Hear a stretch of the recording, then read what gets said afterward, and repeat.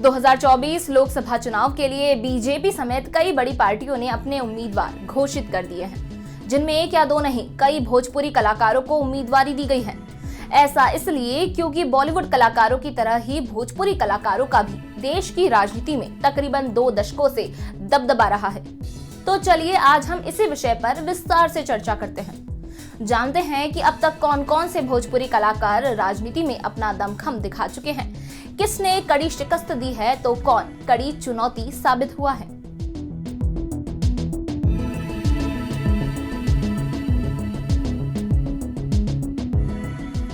नमस्कार, मैं हूं भावना सांखला और आप देख रहे हैं न्यूज़ 18 इंडिया ओरिजिनल्स।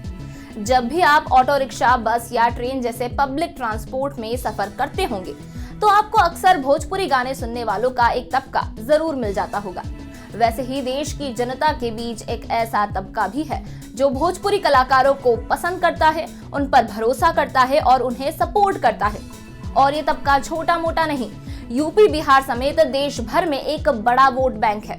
और इसी वोट बैंक को लुभाने के लिए राजनीतिक दल भोजपुरी कलाकारों को उम्मीदवार बनाते हैं, चुनाव लड़वाते हैं। कभी तो ये उम्मीदवार हार जाते हैं, लेकिन जब जीतते हैं तो इनकी जीत इतनी बड़ी होती है कि इनके नाम को मिटा पाना दशकों तक मुश्किल ही नहीं, नामुमकिन हो जाता है। और एक ऐसा ही नाम है भोजपुरी के मशहूर कलाकार मनोज तिवारी का। भोजपुरी फिल्मों के सुपरस्टार मनोज तिवारी ने 2009 में सपा की ओर से अपना पहला चुनाव लड़ा था।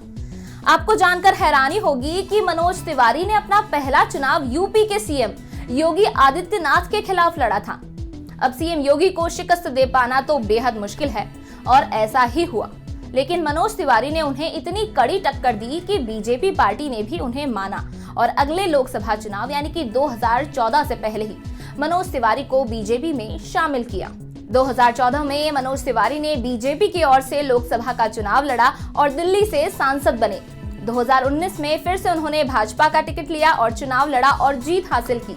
एक दशक से मनोज तिवारी सांसद के पद पर काबिज है और अब एक बार फिर से यानी कि तीसरी बार मनोज तिवारी को बीजेपी ने पूर्वी दिल्ली से अपना उम्मीदवार घोषित किया है। मनोज तिवारी के साथ ही भोजपुरी स्टार रवि किशन भी राजनीति का बड़ा चेहरा है। 2014 में रवि किशन ने कांग्रेस की ओर से जौनपुर लोकसभा का चुनाव लड़ा था। फिर 2017 में बीजेपी ज्वाइन की। 2019 में बीजेपी से गोरखपुर लोकसभा का चुनाव लड़ा और सांसद चुने गए। अब एक बार फिर से 2024 के लिए बीजेपी ने भोजपुरी कलाकार पर दांव खेला है। आपको बता दें कि मनोज तिवारी और रवि किशन की तरह ही भोजपुरी फिल्मों के कई सितारे हैं जिन्होंने चुनावी बिसात पर अपना खेल दिखाया है। भोजपुरी स्टार संजय यादव। संजय कुमार सिंह उर्फ संजय यादव ने 2015 में आरजेडी की ओर से विधानसभा का चुनाव लड़ा, जिसमें उन्हें जीत मिली और काराकाट से विधायक बने। कुणाल सिंह। भोजपुरी इंडस्ट्री के अमिताभ बच्चन कहे जाने वाले कुणाल सिंह ने 2014 में कांग्रेस की ओर से लोकसभा का चुनाव लड़ा, लेकिन उनकी हार हुई। नगमा। हिंदी, साउथ और भोजपुरी फिल्मों की मशहूर एक्ट्रेस नगमा ने भी राजनीति में किस्मत आजमाई है। 2004 में उन्होंने राजनीति में कदम रखा था। 2014 में कांग्रेस की ओर से मेरठ लोकसभा का चुनाव भी लड़ा था। राकेश मिश्रा। भोजपुरी स्टार राकेश मिश्रा 2020 में बिहार विधानसभा चुनाव में उतरे थे। जन अधिकार पार्टी की ओर से शाहपुर विधानसभा का चुनाव लड़ा, लेकिन हार गए। विनय बिहारी। भोजपुरी के मशहूर गायक विनय बिहारी लोरिया भी विधानसभा से भाजपा के विधायक है। सचिन पिलगांवकर। भोजपुरी फिल्मों में काम करने वाले एक्टर सचिन पिलगांवकर ने भी राजनीति में कदम रखा था। वे राज ठाकरे के नेतृत्व वाली महाराष्ट्र नवनिर्माण सेना में शामिल हुए थे। अब 2024 लोकसभा चुनाव की बात करें तो भोजपुरी स्टार दिनेश लाल निरहुआ भी उत्तर प्रदेश के आजमगढ़ से एक बार फिर से मैदान में उतरे हैं। बता दें कि ये वही भोजपुरी स्टार है जिन्होंने दिग्गज नेता अखिलेश यादव के गढ़ यानी कि आजमगढ़ में पहली बार कमल खिलाया था। और अब एक बार फिर से भोजपुरी स्टार निरहुआ अपना दबदबा काबिज करने को तैयार हैं। भोजपुरी फिल्मों की एक्ट्रेस काजल निषाद भी सपा की ओर से चुनाव लड़ने जा रही हैं। वे गोरखपुर लोकसभा सीट के लिए रवि किशन के खिलाफ खड़ी हैं।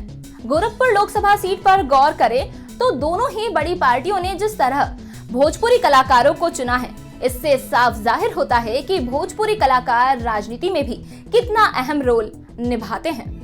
देश की जनता जिस तरह से भोजपुरी कलाकारों को पसंद करती है, क्या राजनीति में भी उसी तरह से पसंद किया जाता है? इस पर आपकी क्या राय है, हमें कमेंट सेक्शन में जरूर बताएं। और ऐसे ही वीडियोस के लिए जुड़े रहिए न्यूज़ 18 इंडिया ओरिजिनल्स के साथ।